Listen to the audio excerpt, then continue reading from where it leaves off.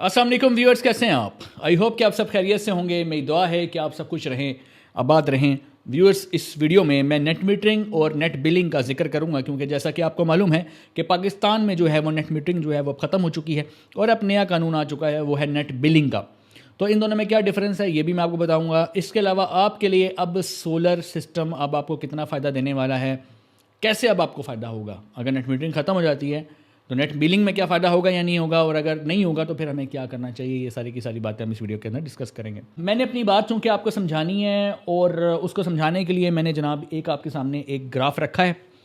इस ग्राफ के x axis के ऊपर देखें, ये दिन का वक्त है, यानी कि आपके पास जो ये रात के 12 बजे हैं, 2 बजे हैं, ये सुबह का टाइम है, ये शाम का टाइम है, ये रात का टाइम है, ठीक है। ये टाइम लिखा हुआ है, ठीक है। और वाई एक्सिस के ऊपर यहाँ पे यूनिट्स लिखे हुए हैं। दो लाइंस आपको नज़र आ रही होंगी, एक ये रेड और दूसरी ये आपको नज़र आ रही होगी ब्लू। अब देखें कि रात के 12 बजे, सर्दियों में इतनी ज़्यादा इलेक्ट्रिसिटी रात को कंज्यूम नहीं होती, तो 12 बजे, 2 बजे, 4 बजे, ये देखें ये ग्राफ नीचे है, यानी बिजली कंज्यूम ज़्यादा नहीं हो रही।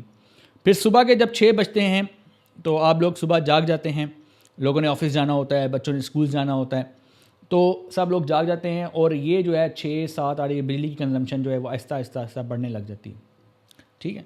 फिर आप देखेंगे 10 बजे के 11, 12 ये पीक आवर सन के आ जाते हैं, अच्छी इलेक्ट्रिसिटी कंज्यूम हो रही है, ठीक है। फिर आप देखें कि यहाँ अब जब शाम के ये पीक टाइम आ गया, पीक टाइम में क्या हो गया जी, पीक टाइम में आपकी इलेक्ट्रिसिटी जो है वो ज़्यादा कंज्यूम होने लग जाती है। क्यों?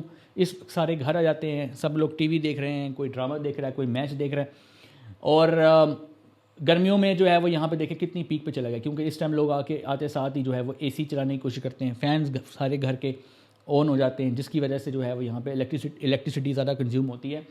कहने का ये मतलब है कि आप जो बिजली कंज्यूम करते हैं वो पूरा दिन आप देख सकते हैं कि आप बिजली कैसे इस्तेमाल करते हैं। ये एवरेज ग्राफ है, हर बंदे का सिनेरियो डिफरेंट होता है, लेकिन अगर हम एवरेज लें तो तकरीबन इसी तरह का ग्राफ कुछ बनता है, ठीक है। अब नेट मीटरिंग किसे कहते हैं? नेट मीटरिंग में होता ये था कि आप ये जो दिन का टाइम है 10, 11 बजे, 8, 9, 10, 11, 12, जो आपको येलो नज़र आ रहा है, यहाँ पे आप यूनिट्स एक्स्ट्रा बना लेते थे, ज़्यादा सोलर पैनल लगा के और एक ऑन ग्रिड इन्वर्टर लगा के आप क्या करते थे कि ज़्यादा यूनिट्स बना के अपनी ज़रूरत से ज़्यादा आप वापडा को या आईएसको को या लेस्को को, जो भी आपका इलेक्ट्रिसिटी का जो अदारा है, उसको आप दे देते थे, एक्सपोर्ट कर देते थे। अब जो यूनिट्स आपने दिन में दिए होते थे वो आप ऑफ पीक में इस्तेमाल कर सकते थे। ये पीक को छोड़ के जो ऑफ पीक है, जैसे रात ये 10 बजे के बाद 10, 11, 12, फिर रात को देखें 12, 1, 2, ये जो आपको स्काई ब्लू नज़र आ रहा है एरिया, ठीक है, यहाँ पे आप यूनिट के बदले यूनिट होता था। मैंने कहा जो आपने यहाँ यूनिट एक्स्ट्रा एक्सपोर्ट किए, फॉर एग्जाम्पल आपने एक दिन में 20 यूनिट दिए, वो 20 आप ये जो रात का टाइम है ऑफ पीक, ये 10 बजे के बाद, वो आप इस्तेमाल कर लेते थे पूरी रात। यानी यूनिट के बदले यूनिट था। 100 यूनिट दिन में बना के भेजो, 100 रात को इस्तेमाल कर लो, ठीक है। बिल आएगा ही नहीं, बिल ज़ीरो हो जाता था। बिल वही आता था जो पीक में आपने थ्रेशोल्ड से ज़्यादा इस्तेमाल किया होता था, राइट। अब अगर आपका यहाँ पर भी थ्रेशोल्ड से वैल्यू कम रहती थी और जितने यूनिट्स आप यहाँ ज़्यादा बना रहे थे और यहाँ पे कम इस्तेमाल कर रहे थे, तो आपका बिल ना होने के बराबर आता था, बल्कि माइनस में आता था जिन्होंने नेट मीटरिंग कराई हुई थी। अब आ गई है नेट बिलिंग। नेट बिलिंग का कॉन्सेप्ट क्या है? वो ये नहीं होगा यूनिट के बदले यूनिट, कि भाई यहाँ यूनिट बनाए, रात को इस्तेमाल कर लिए, रात को एसी चला के इस्तेमाल कर लिए, दिन में बनाए ज़्यादा। अब वो मौजें हो गई ख़त्म। अब क्या होगा? अब ये होगा कि जो आप दिन में बनाएंगे और एक्सपोर्ट करेंगे, एक तो अब जो नए यूज़र हैं वो 11 रुपये के हिसाब से एक्सपोर्ट करेंगे, मतलब यहाँ पे आप 11 रुपये के हिसाब से दे रहे हैं, और इस टाइम में आप, इस टाइम में और इस टाइम में आप 50-60 रुपये के हिसाब से ख़रीद रहे हैं,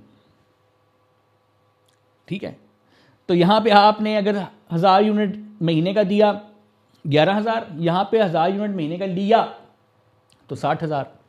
तो 60,000 में से आप ये 11,000 निकाल दें, उतना आपका बिल आएगा। इसे कहते हैं नेट बिलिंग, ठीक है। अब आप समझ गए, तो यूनिट के बदले यूनिट खत्म हो गया, नेट मीटरिंग खत्म होगी, नेट बिलिंग स्टार्ट हो गई।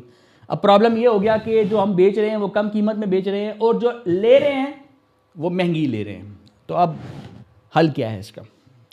अब आपके पास हल जो है वो यही रह जाता है कि आप अगर आपका बड़ा घर है, लोड आपका ज़्यादा है, तो आप ज़्यादा से ज़्यादा बिजली जो बना रहे हैं वो खुद इस्तेमाल करें ताकि आप महंगी बिजली ना ख़रीदें। लेकिन फिर आप इस टाइम में क्या करेंगे, ये बाकी टाइम में आप क्या करेंगे? सूरज की रोशनी तो सिर्फ ये चंद घंटे के लिए आ रही है, बाकी ये जो ब्लू ऑरेंज ये आपको नज़र आ रहा होगा, इन स्लॉट्स में आप क्या करेंगे?